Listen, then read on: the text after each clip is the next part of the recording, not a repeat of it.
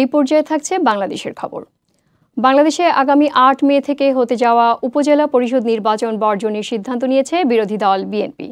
দলটির পক্ষ থেকে বলা হয়েছে, শেখ হাসিনার নেতৃত্বাধীন সরকার ও তার সাজানো নির্বাচন কমিশনের অধীনে এবং প্রশাসন ও পুলিশের প্রকাশ্য একপেশে ভূমিকার জন্য এর আগে অনুষ্ঠিত জাতীয় সংসদ ও স্থানীয় সরকার নির্বাচন বর্জন করেছে বিএনপি।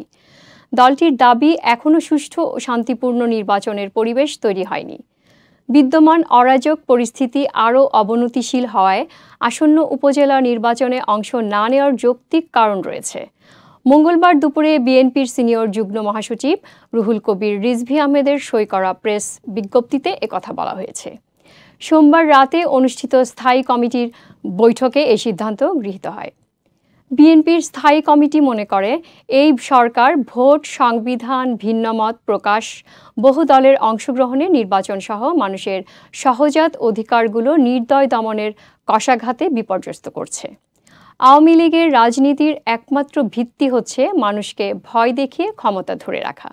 তাই সহিংস সন্ত্রাসের ব্যাপক বিস্তারের ফলে এই অবৈধ সরকারের অপরাজনীতি ও নির্বাচনী প্রহসনের অংশীদার না হওয়ার বিষয়ে দৃঢ় প্রতিজ্ঞা বিএনপির। বিএনপি আগামী ৮ মে থেকে শুরু হওয়ার সব ধরনের উপজেলা পরিষদ নির্বাচন বর্জন করার সিদ্ধান্ত গ্রহণ করেছে।